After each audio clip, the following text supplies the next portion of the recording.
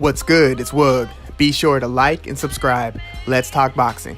Adrien "The Problem" Broner from Cincinnati, Ohio versus the new generation, Jessie Vargas from LA, California, April 21st, 2018 at the Barclay Theater in Brooklyn, New York, New York. Now this fight is at a catchweight of 144, 3 pounds below Vargas' weight class of 147, welterweight. That's the weight class that Mayweather competed in through most of the second half of his career. Broner competes most effectively at 140, the weight class below. When he has stepped up to 147, the results have not been pretty. In 2013, Broner was 26-0 and had knocked his last 6 opponents out, winning belts at 130 and 135 before leaping 2 weight classes to fight Paulie Malignaggi for a title at 147. Close fight, they gave it to AB. Now, Paulie will outbox most fighters, but he's not going to overwhelm you with power. Broner's next opponent at 147 was Marcos Maidana, one of the hardest punchers in the division. Recently retired, some of you might remember him from his 2 fights, competitive fights, with an older Floyd Money Mayweather. Maidana put a beating on Broner, dropped him twice, dropped him hard. Broner was in serious trouble a few times, but he did make it through the fight, even winning a few rounds. But it was a disaster. After that, Broner's done most of his fighting at 140, where he performs his best, occasionally pokes his head back up to 147 in a loss to Sean Porter and in a win against Adrien Granados. The catch with AB has been the difficulty that he's had in making 140. He's missed the 140 weight in a couple of key fights, so weight hasn't worked in his favor, and he probably admit neither has his discipline and consistency in and out of the ring. With that said, he's only lost 3 fights in his entire career, but the last was a low point, a totally lopsided decision to number 5 pound-for-pound fighter Mikey Garcia, who was climbing the weight ladder himself, but to 140, where Broner should have been the stronger fighter. It shocked much of the boxing public when it did not work out that way.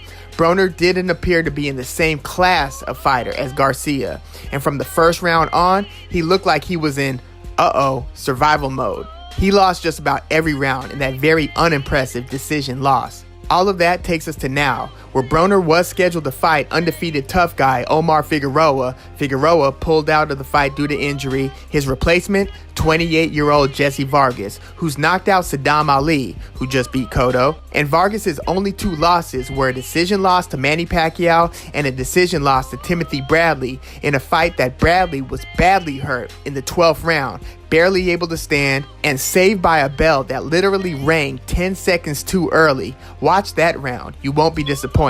These Jessie Vargas fights were at 147, so Vargas is a tough opponent, let alone a replacement. When they announced this fight between Broner and Vargas, it was also announced that this would be considered a welterweight fight, but at a catchweight of 144, leaving many scratching their head at the antics that it appeared Team Broner is pulling, in tipping the odds in his favor and further emphasizing the notion that Broner is too small to thrive at 147, but can't or just won't make weight at 140. Floyd Mayweather, the promoter of this fight, recently voiced some strong opinions about the 144-pound catchweight. He's not happy about it and publicly questioned why Broner wanted it. Vargas hasn't had to weigh this little in almost 4 years. I'm not going to blame Team Broner for there being catchweights. Some fights do feature them, big fights, including a couple of Floyd's fights. I just always think it's unfortunate. It's misleading, it hurts the integrity of the fight, it sucks. But Vargas agreed to it, so that's that. Now, I highlighted a couple of Broner's low points, but he's done a lot of winning. He can still put hands on people, and he's got a very durable chin. Vargas' biggest advantage would have been his size. All things being equal, I think that Broner is a slightly more gifted fighter, is very skilled defensively, and is still a quick and accurate puncher. I think he'll have to dig deep, and will dig deep, to pull off the close decision win.